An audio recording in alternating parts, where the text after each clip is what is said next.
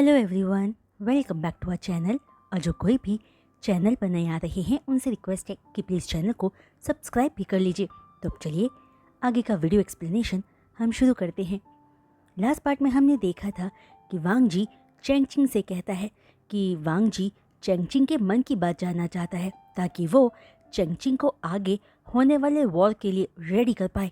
जो बात सुनकर चैंगचिंग पहली बार अपने मन की बात वांग जी से कहता है कि वो कोशिश कर रहा है, पर जब कोई चैंगचिंग को प्रोवोक करता है तो वो अपना कंट्रोल खो देता है। और चैंगचिंग के हाइब्रिड होने की वजह से हर चीज़ मैनेज करना उसके लिए डिफ़िकल्ट है। जहाँ चैंगचिंग अपने अल्फा का एक ओबीडिएंट ओमेगा बनकर रहना चाहता है, लेकिन उसके अंदर का अल्फा बार बार गुस्से में आ जाता है, जो खुद चैंगचिंग के लिए ही फ्रस्ट्रेटिंग है, क्योंकि सिर्फ चैंगचिंग ही जानता है कि वो खुद को कंट्रोल में रखने की कितनी कोशिश करता है। जो चैंगचिंग की पूरी बात सुनते ही वांग जी कहता है कि वो चैंगचिंग से बहुत प्यार करता है और इस बात से कोई फर्क नहीं पड़ता है कि वो एक हाइब्रिड है, बल्कि ये बात तो वांग जी की लाइफ को और ज़्यादा एक्साइटेड बनाती है। वहीं वांग जी चैंगचिंग जैसा मेट पाकर बहुत खुश है, जिस बात पर एक गहरी सांस छोड़कर चैंगचिंग आगे कहता है, लंजा, मुझे डर लगता है कि कहीं एक दिन मैं तुम्हें ही हर्ट ना कर दूं। मुझे डर लगता है कि कहीं किसी दिन मैं अकेला ना रह जाऊं। मैं तुमसे बहुत प्यार करता हूं और मैं कोशिश कर रहा हूं अपने गुस्से पर कंट्रोल रखने की, क्योंकि मैं तुम्हें खोना बर्दाश्त नहीं कर पाऊंगा। जो बात सुनकर वांग जी लविंगली कहता है कि चैंगचिंग कभी वांग जी को नहीं खोएगा और ना ही कभी हर्ट करेगा, ये वांग जी का यकीन है। वहीं अब चैंगचिंग लैंड पैक के सेकंड अल्फा का मेट है, जिसे सब प्रोटेक्ट करके रखेंगे। और साथ ही वांग जी पूरी कोशिश करेगा कि चैंगचिंग के लिए वो सब करे, जिससे उसके अंदर से वांग जी को खोने का डर पूरी तरह से चला जाए। जो वांग जी की बात सुनकर चैंगचिंग ओके में अपना सिर हिलाकर वांग जी के और पास आ जाता है। तभी वांग जी पूछता है कि चैंगचिंग का ह्यूमन फॉर्म अब कैसा फील कर रहा है, जिस सवाल पर चैंगचिंग कहता है कि वो अभी ह्यूमन फॉर्म में शिफ्ट हो रहा है, क्योंकि वो थोड़ी देर अकेला रहना चाहता है। जो कहते ही चैंगचिंग विंग में शिफ्ट हो जाता है। तभी विंग एक गहरी सांस भरकर कहता है कि जाने से पहले चैंगचिंग ने सॉरी कहा है और वो इस वक्त बहुत सारी चीज़ों से जूझ रहा है, जिस पर वांग जी कहता है कि वो जानता है। जिसके बाद वांग जी विंग को अपने साथ लंच के लिए लेकर जाता है। फिर दोनों मिलकर हानशी जाते हैं शी चैन से मिलने के लिए, जहां दोनों शी चैन को जाते ही ग्रीट करते हैं।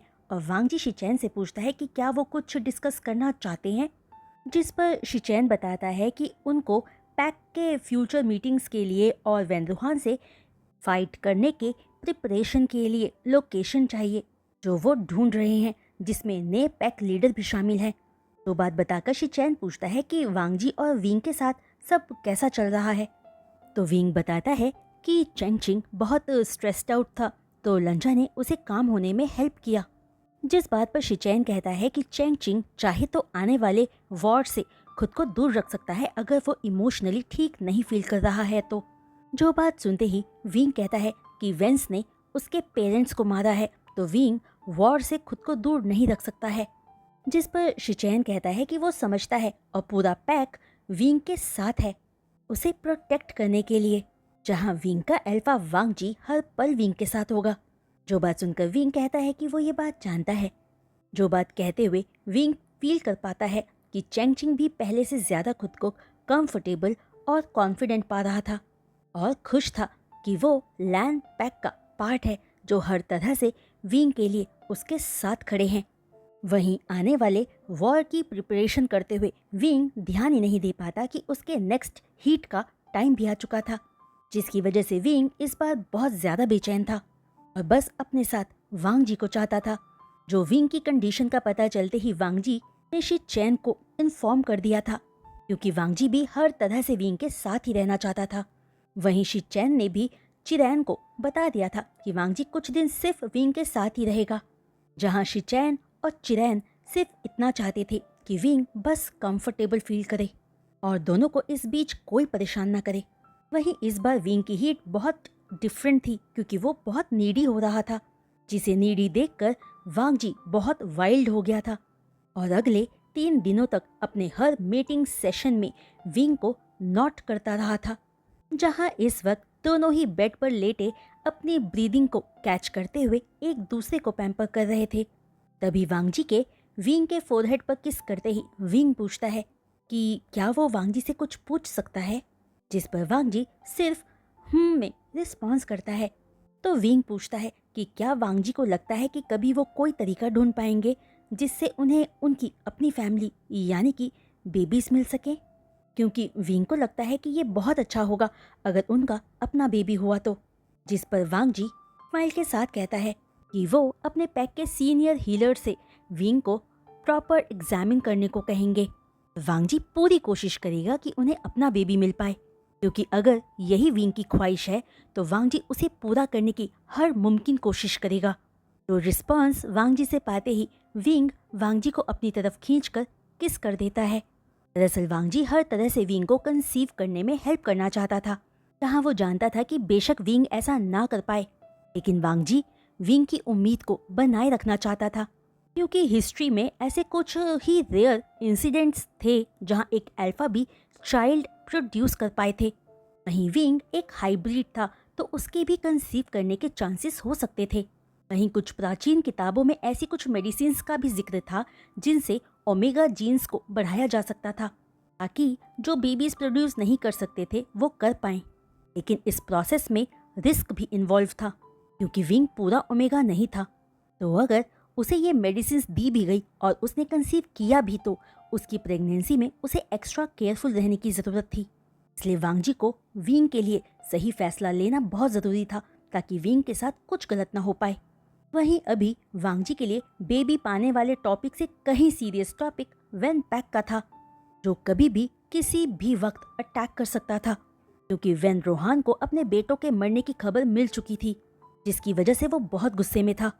वहीं दूसरी तरफ वेन रोहान को ये भी पता चल चुका था कि लैंड पैक में एक स्ट्रॉन्ग वुल्फ है, तो अब वेन रोहान ये देखने के लिए बेचैन था कि वो कितना स्ट्रॉन्ग वुल्फ था जिसने उसके बेटों को मार डाला था। वहीं वेन रोहान ने लैंड पैक पर कैसे अचानक हमला करना है उसकी भी प्लानिंग कर ली थी, जिसका अंदाज़ा लैंड पैक को भी था कि वेन रोहान उनके पीछे है और सबसे पहले उन्हीं को टारगेट करेगा, अपने बेटों की डेथ्स की वजह से नहीं बल्कि विंग की वजह से। वहीं लैंड पैक का साथ देने ने पैक और जियांग पैक भी आ गए थे, जहां ने मिंगजू एक अच्छी फाइटिंग स्ट्रेटजीज रखने की वजह से इस वॉर को लीड करने वाला था। जहां जिन क्लैन का अलग ही रोल था, वो वॉर में पार्ट नहीं लेना चाहते थे क्योंकि वो वुल्फ्स नहीं थे, वाइट टाइगर्स थे। लेकिन जिन जूशियन अपने पिता के कहने के बावजूद लैंड पैक की हेल्प करने आया था, ये सोचकर कि वो और उसके डिसाइपल्स कॉगर्ट्स को डील कर सकते हैं जो वेन पैक के साथ मिले हुए थे। वहीं जहां ये सारी प्लानिंग्स चल रही थी, विंग इन सब से बेखबर अपनी हीट के ओवर होने का वेट कर रहा था, जिसमें वांगजी पैशनेटली विंग की हेल्प कर रहा था और उनके लव मेकिंग सेशंस में जरा सी भी कमी नहीं आई थी। जहां इस दौरान विंग और वांगजी सिर्फ कुछ खाने और पानी पीने के लिए ही रुकते थे। वहीं इस बार विंग को अपनी हीट बहुत अलग फील हो रही थी, क्योंकि वो इस बार खुद को बहुत अराउज्ड पा रहा था, मानो उसके अंदर का अल्फा बिल्कुल कहीं गायब हो गया हो। जहां विंग की हीट के एंड टाइम पर वांगजी ने भी विंग के फेरामोन सेंट में थोड़ा चेंज फील किया था, तो अब पहले से ज्यादा स्वीटर हो गई थी। इस बात पर दोनों ने ही ज्यादा ध्यान नहीं दिया था, लेकिन फिर भी अपने हीट के ओवर होने पर अपने लव मेकिंग सेशन के बाद वांगजी के हाथों बात लेते हुए विंग क्यूरियसली पूछता है कि क्या वांगजी को विंग की सेंट में कुछ चेंज फील हो रहा है, जिस पर वांगजी स्माइल के साथ कहता है कि हाँ, विंग की सेंट पहले से स्वीटर हो गई है, लेकिन इतनी चेंज नहीं हुई है। जिस रिस्पॉन्स पर विंग सिर्फ ओके में अपना सिर हिलाकर सोचने पर मजबूर हो जाता है कि क्या ऐसा हो सकता है कि विंग को लेकर पहले जो डॉक्टर ने उसके बचपन में कहा था वो गलत हो और एक्चुअल में विंग अपनी हीट के थ्रू प्रेग्नेंट हो सकता है। लेकिन विंग अपनी सारी सोच को ब्लंजा के साथ शेयर न करके अपने तक ही रखता है। वहीं इस बार विंग अपनी हीट के बाद खुद को कुछ ज्यादा ही थका हुआ पा रहा था और उसकी सेंट भी चेंज हो गई थी। जहां हर बदलते दिन के साथ विंग खुद में बहुत सारे चेंजेस नोटिस करता है। वो कई चीजों को लेकर खुद को बहुत सेंसिटिव पा रहा था, और साथ ही उसको बहुत फ्रीक्वेंट बैकएक रहने लगा था। वहीं वो पहले से ज्यादा खाना भी खाने लगा था। इन सबको लेकर विंग से ज्यादा तो चैंगचिंग कंफ्यूज्ड था, क्योंकि विंग फील कर पाता था कि चैंगचिंग कभी भी किसी भी बात पर अचानक गुस्सा हो जाता था, तो कभी भी अचानक ही इतना शांत हो जाता था कि उसकी कामनेस से विंग ही डर जाता था। वहीं अपने हीट के ओवर होने के 3 वीक्स बाद भी विंग अपने अंदर लगातार हो रहे चेंजेस को फील कर पा रहा था और उसकी सेंट में वेनिला की स्वीटनेस और ज़्यादा बढ़ गई थी, मानो उसकी सेंट खुद विंग को कुछ कहना चाहती हो। जहां विंग को ये पता था कि एक ओमेगा की सेंट में चेंजेस आने का मतलब होता है कि वो प्रेग्नेंट है, लेकिन विंग को इस बात पर यकीन हो ही नहीं रहा था कि वो प्रेग्नेंट हो सकता है। इसलिए वो बिना किसी को कुछ भी बताए हीलर से मिलने जाता है ताकि उसका भ्रम दूर हो सके। जहां विंग को देखकर हीलर लैंग हुआंग पूछती है कि वो आशियन के लिए क्या कर सकती है, जिस पर विंग बताता है कि वो थोड़ा कंफ्यूज है क्योंकि रिसेंटली उसकी सेंट चेंज हो गई है। वहीं उसे बहुत बार मॉर्निंग नौशिया और डिजीनेस भी एक्सपीरियंस हुआ है। तो पूरी बात सुनते ही हीलर जैसे ही विंग के वाइटल्स को चेक करती है, उसकी भौहें सिकुड़ जाती हैं। इसलिए वो ठीक से विंग को कई बार चेक करती है। जहां हीलर लैंग हुआंग को सभी ने ये बताया था कि विंग के हाइब्रिड होने की वजह से वो कभी प्रेग्नेंट नहीं हो सकता है। इसलिए वो विंग से पूछती है कि क्या विंग हीट एक्सपीरियंस करता है, तो विंग हाँ कहता है और ये भी बताता है कि वो रेगुलर हीट एक्सपीरियंस करता है। तो बात सुनते ही हीलर हुआंग स्माइल के साथ कहती है कि जिस भी हीलर ने पहले विंग को ये कहा था कि वो कभी कंसीव नहीं कर सकता, वो गलत था, क्योंकि विंग 100% प्रेग्नेंट है।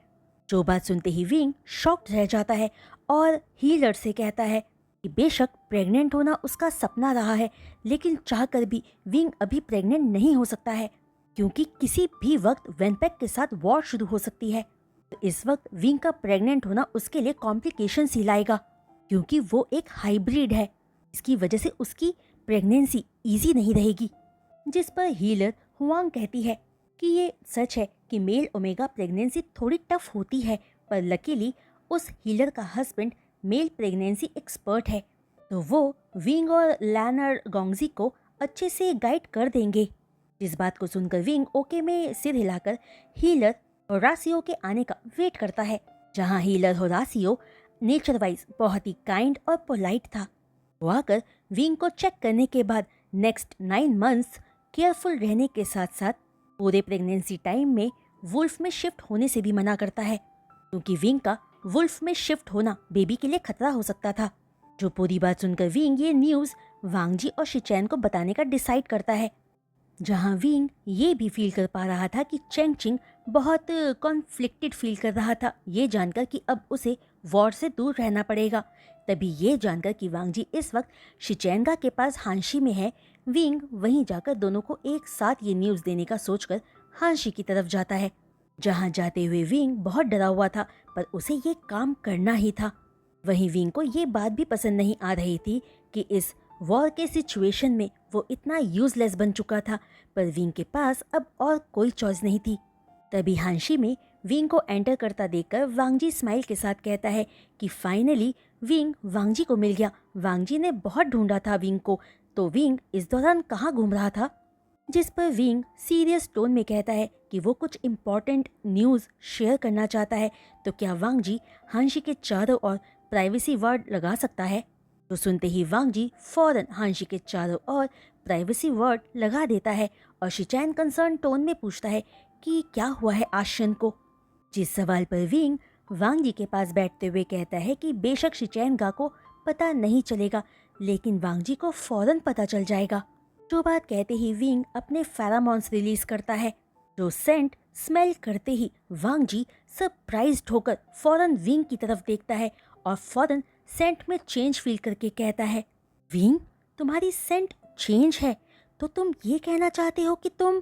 जिस पर विंग वांगजी की बात को काटते हुए कहता है कि वो बहुत दिनों से अजीब फील कर रहा था, इसीलिए हीलर को चेक करवाने गया था, तो पता चला कि विंग प्रेग्नेंट है, यानी कि उसकी हीट्स ने उसके कंसीव करने के चांसेस को बढ़ा दिया है। और ये सब इतना अचानक हुआ है कि विंग कुछ समझ नहीं पा रहा है कि कैसे फील करे। जो पूरी बात सुनते ही वांगजी 2 पल के लिए पूरी तरह से सुन बैठा रह जाता है। फिर अचानक अपना हाथ विंग की टमी पर रखते हुए कांपती आवाज में पूछता है, तुम हमारी बेबी को कैरी कर रहे हो? जहां हमारा बेबी वर्ड वांग जी के मुंह से सुनते ही विंग स्माइल के साथ हाँ में अपना सिर हिलाता है और कहता है कि वो भी वांग जी जितना ही खुश है, बस थोड़ा सा कॉन्फ्लिक्टेड फील कर रहा है क्योंकि वॉर के टाइम पर ये सब थोड़ा कॉम्प्लिकेटेड हो सकता है विंग के लिए। जिसके बाद हीलर की कई सारी बातें वांग जी और शिचैन को बताकर विंग दोनों से पूछता है कि अब विंग को क्या करना चाहिए। जिस पूरी बात को सुनकर शिचैन एक गहरी सांस भरकर बोलता है कि उसे दोनों पर बहुत गर्व है, लेकिन इस वक्त उन्हें सिर्फ विंग को लेकर केयरफुल रहने की जरूरत है। जो बात कहकर शिचैन वांग जी से अब से हर पल विंग के साथ रहने को कहता है। साथ में ये भी कहता है कि शिचैन खुद शूफू को ये सब बता देगा जाकर। फिर शिचैन विंग की प्रोटेक्शन का पूरा अरेंजमेंट्स भी करवा देगा। जिसके बाद शिचैन दोनों से विंग की प्रेगनेंसी को बाकी सबसे छुपा कर रखने को भी कहता है ताकि विंग को सबसे पहले टारगेट बनने से बचाया जा सके। इस बात पर दोनों अग्री करते हैं। फिर विंग दोनों लैन ब्रदर्स को चेंगचिंग की परेशानी के बारे में भी बताता है कि चेंगचिंग ऑलरेडी गुस्से में है, तो विंग नहीं जानता कि वॉर के टाइम में वो कैसे रिएक्ट करेगा, और अगर चेंगचिंग गुस्से में बाहर आया तो बेबी को खतरा हो सकता है। जो बात सुनकर शिचैन कंसर्न टोन में वांग जी से चेंगचिंग को अपने फेरामोन से काम रखने का सजेशन देता है, जिस पर वांग जी भी कंसर्न होते हुए कहता है कि वो विंग और अपने बेबी को कुछ होने नहीं देगा। जो बात सुनकर विंग स्माइल करता है। तो फ्रेंड्स, आज का ये वीडियो एक्सप्लेनेशन मैं यहीं रोकती हूँ और उम्मीद करती हूँ कि आप सबको आज का ये वीडियो एक्सप्लेनेशन पार्ट पसंद आया होगा। तो अगर आप सबको आज का ये वीडियो एक्सप्लेनेशन पार्ट पसंद आया हो तो प्लीज़ अपने लाइक्स इस वीडियो पर ज़रूर दीजिएगा। साथ ही अपने कमेंट्स मेरे साथ शेयर करना मत भूलिएगा। वहीं जो कोई भी चैनल पर नए आ रहे हैं और चैनल को सब्सक्राइब कर रहे हैं तो उनसे भी रिक्वेस्ट है कि चैनल को सब्सक्राइब करने के बाद बेल आइकन को हिट करना मत भूलिएगा। तो आज के लिए बस इतना ही। मैं जल्द लौटूंगी नेक्स्ट वीडियो अपलोड के साथ। तब तक के लिए बाय।